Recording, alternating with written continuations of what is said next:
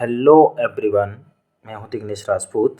स्वागत है आप सबका पास होने के जुगाड़ के एक और एपिसोड में। और आज मैं बात करूंगा आप लोगों से बीएससी पार्ट सेकंड के मैथमेटिकल फिजिक्स के बारे में। पेपर थर्ड है आपका ये फिजिक्स के अंदर, रिलेटिविटी इन मैथमेटिकल फिजिक्स नाम से है।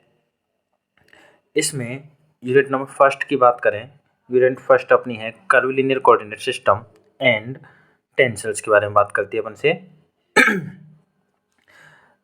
जैसे कि नाम से समझ में आ रहा है कर्वीलिनियर कोऑर्डिनेट सिस्टम, तो इसमें से सबसे इम्पोर्टेंट टॉपिक मैं बात करूंगा वो यही है कर्वीलिनियर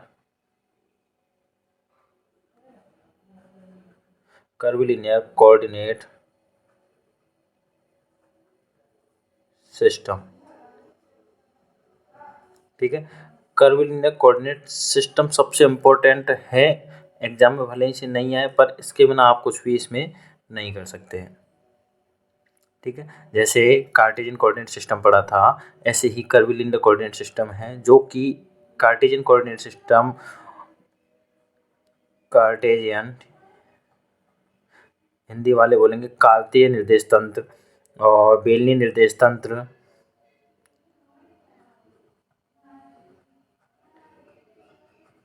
और सिलेंड्रिकल, और यहाँ पर आएंगे गोलीय निर्देश तंत्र,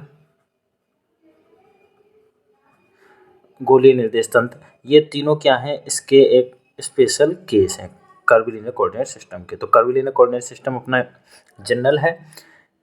इसमें जैसे हम लोगों ने बात की हुई है डाइवर्जेंस के बारे में, डाइवर्जेंस एंड कर्ल के बारे में और ग्रेडियंट के बारे में, तीनों इम्पोर्टेंट हैं।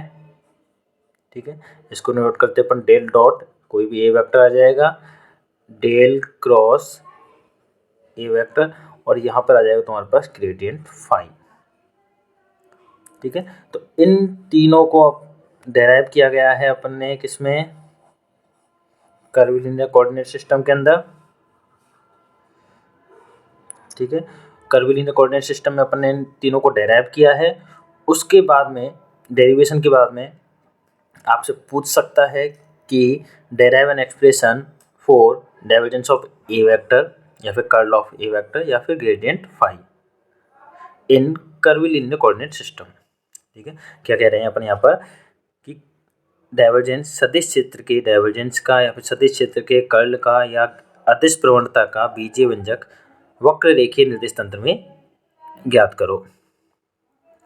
ठीक है, और वक्र रेखीय निर्देश तंत्र में ज्ञात करने के बाद में उनको बोल सकता है कि कार्तीय निर्देश तंत्र में या फिर बेलनीय निर्देश तंत्र में या फिर गोलीय निर्देश तंत्र में, तीनों में से किसी में भी उसको लिखने के लिए बोल दें। ठीक है, तो अपने यहाँ से क्वेश्चन बनता है, एक पक्का बनता है, दोनों में तीनों में से एक ना एक क्वेश्चन आ ही जाएगा आपके पास। उसके अलावा इनमें से किसी को भी पर्टिकुलर, जैसे कार्टेशियन तो नहीं पूछेगा जो बचपन से पढ़ते आ रहे हो आप लोग, सिलेंड्रिकल कोऑर्डिनेट सिस्टम या फिर स्फेरिकल कोऑर्डिनेट सिस्टम, सिलेंड्रिकल बेलनीय निर्देश तंत्र या फिर गोलीय निर्देश तंत्र, तीनों को, दोनों में से किसी को भी पूछ ले कि इनको परिभाषित करिए, इनकी प्रॉपर्टीज को लिखिए, लाप्लास कारक, लाप्लास समीकरण या फिर पॉइजन समीकरण। ठीक है, लाप्लास संकारक, लाप्लास समीकरण या फिर पॉइजन समीकरण, इन तीनों में से किसी को भी डेराइव करवा ले कार्तीय निर्देश कर्वीलिनियर वक्र रेखीय निर्देश तंत्र में, या फिर इन तीनों में से किसी में भी पूछ ले, क्लास में किया हुआ है, आराम से आप इसको कर सकते हो। ठीक है, इसके बाद में मैं बात करूँ आपसे, सेकंड चैप्टर जो इसी यूनिट में है अपने पास वो है प्रदेश। ठीक है, और प्रदेश में से भी आप इम्पोर्टेंट की बात करें तो सबसे इम्पोर्टेंट है प्रदेशों का भागफल नियम, क्वोशेंट लॉ ऑफ टेंसर्स।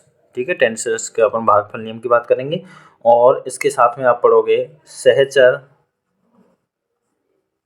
तथा प्रतिचर प्रदेश। ठीक है, सहचर कॉन्ट्रावेरिएंट एंड कोवेरिएंट टेंसर्स के बारे में आप बात करोगे। इम्पोर्टेंट है, ऐसे इम्पोर्टेंट होने को तो आप लोग इनकी टेंसर्स की मल्टीप्लिकेशन, एडिशन, सब्सट्रैक्शन वगैरह भी देख सकते हो, पर ये दोनों इम्पोर्टेंट है, इनमें से इनको छोड़ के नहीं जाओगे। ऐसे ही ऊपर की ये चीज़ें हैं, इस चीज़ को पढ़ के जाओगे। पोर्शन है, मतलब 2 पोर्शन है, जिसमें से पहला चैप्टर क्या है अपने पास, डिराक डेल्टा फंक्शन, हिंदी वाला डिराक डेल्टा फलन, ठीक है, तथा एंड फूरियर सीरीज, ठीक है, डिराक डेल्टा फलन तथा फूरियर श्रेणी। तो हम लोगों ने डिराक डेल्टा फलन को परिभाषित किया है, ठीक है। ऐसे ही फूरियर श्रेणी क्या होती है, किस तरह से लिखते हैं अपन, उसको भी डिफाइन किया अपन ने,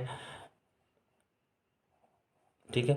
और डिराक डेल्टा फलन के यहाँ पर अपन ने गुणधर्म लिखे हैं, प्रॉपर्टीज लिखी हैं, लिखी क्या अपन ने, तो डेराइव की है, ठीक है।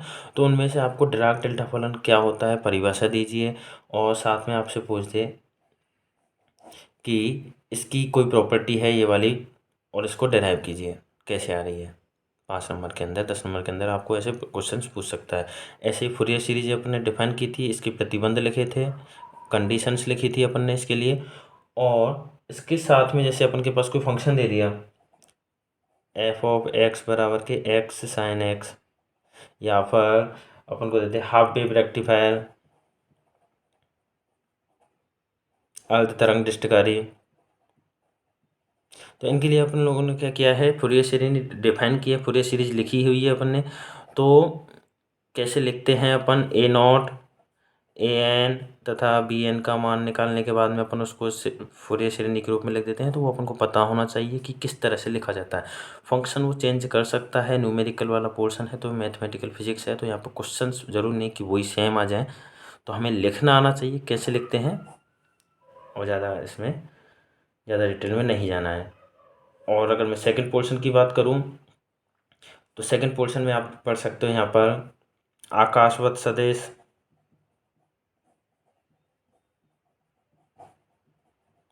कालवत सदिश, और फिर उसके बाद में है प्रकाशवत सदिश, ठीक है। आकाशवत मतलब space like vector, time like vector, और लाइट लाइक वेक्टर, ठीक है। तो इनको क्या करेंगे अपन, इनकी डेफिनेशन, इनके बीच में आपस में इनके डिफरेंस, इस चीज़ को अपन इस यूनिट के अंदर पढ़ेंगे, ठीक है। इंपॉर्टेंट है, कुछ भी छोड़ के नहीं जाओगे जो बता रहे हैं इंपॉर्टेंट में से। फिर आपसे बात करें यूनिट नंबर 3 की, यूनिट नंबर 3 में आप पढ़ोगे, सबसे ज़्यादा इम्पोर्टेंट है कॉम्पटन प्रभाव, ठीक है। कॉम्पटन प्रभाव, और ये मान के चलो कॉम्पटन प्रभाव, और इसके साथ में एक और टॉपिक है तुम्हारे पास, चतुर्वेम बल, या फिर चतुर्वेम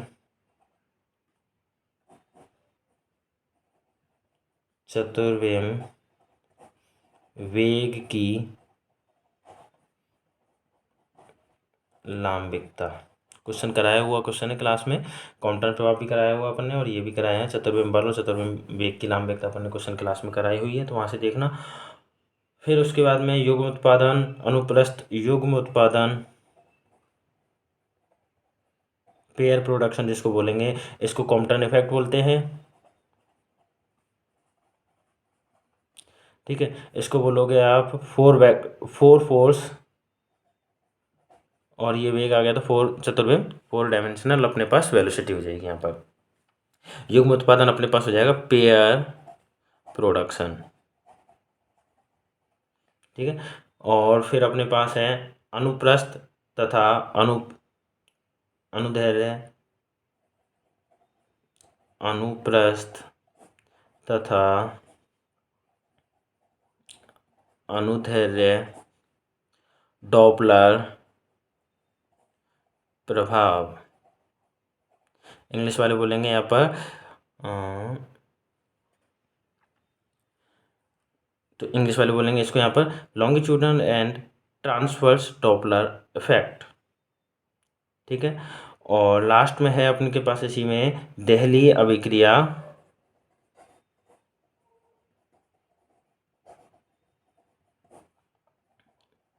ऊर्जा। देहली मतलब थ्रेशोल्ड रिएक्शन एनर्जी, जो थ्रेशोल्ड काइनेटिक एनर्जी अपन लोगों ने डिस्कस की थी, डेराइव की है, तो वो इम्पोर्टेंट है, तो वो आप पढ़ के जाओगे। ठीक है, और यूनिट 4 की जो अपन बात करें, यूनिट 4 काफ़ी लेंथी यूनिट है, और अगर पढ़ने लगोगे तो बहुत बड़ी यूनिट जाएगी तुम्हारे।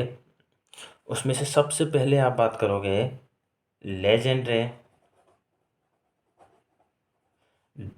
लेजेंड्रे अवकल समीकरण। ठीक है, लेजेंड्रे अवकल समीकरण, इसको अपन ने कंप्लीट पढ़ा है कि होती क्या है, डेराइव किया, इसका सॉल्यूशन निकाला, इसका अपन ने रॉड्रिक सूत्र निकाला, जनक फलन निकाला है, और इसके अपन ने निकाले हैं पुनरावृत्ति फलन। इसके अलावा अपन ने इनका ग्राफीय निरूपण,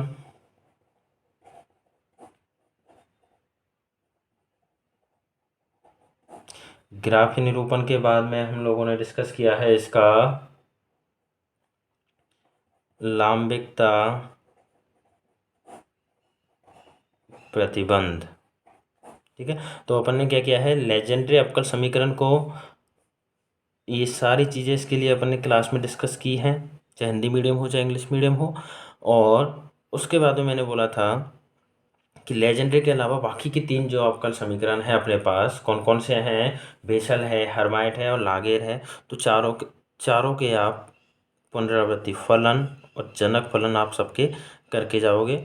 ये सबसे ज़्यादा इम्पोर्टेंट है, पुनरावृत्ति फलन, लेजेंड्रे हो चाहे लागेर हो चाहे बेसल हो चाहे हर्माइट हो, चारों के लिए पुनरावृत्ति फलन, रिकरेंज रिलेशन इंग्लिश में बोले, रिकरेंज रिलेशन, जिनको अपन डेराइव करते हैं किन की सहायता से, जनक फलन की सहायता से, तो वो आप सबके लिए करके जाओगे और लेजेंड्रे को कंप्लीट करके जाओगे।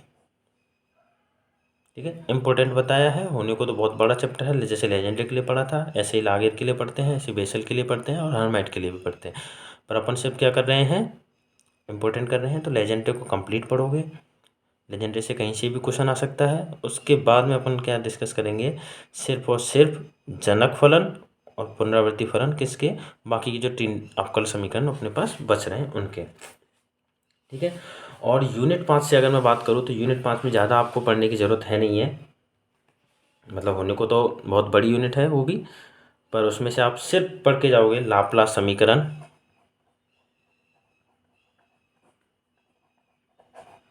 लाप्लास समीकरण 2D में 3D में, कि कैसे अपन लाप्लास समीकरण निकालते हैं, जैसे फर्स्ट यूनिट में भी निकाली हुई है हमने, यूनिट नंबर 1 के अंदर भी लाप्लास समीकरण और वो निकाले हुए हैं, तो वही चीज़ यहाँ भी अपन वैसे ही निकालते हैं।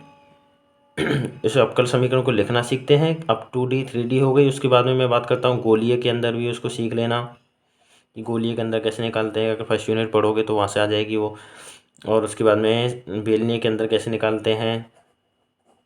ठीक है, अब इनके जो अपने ये निकाले हैं इनके आते हैं सॉल्यूशन,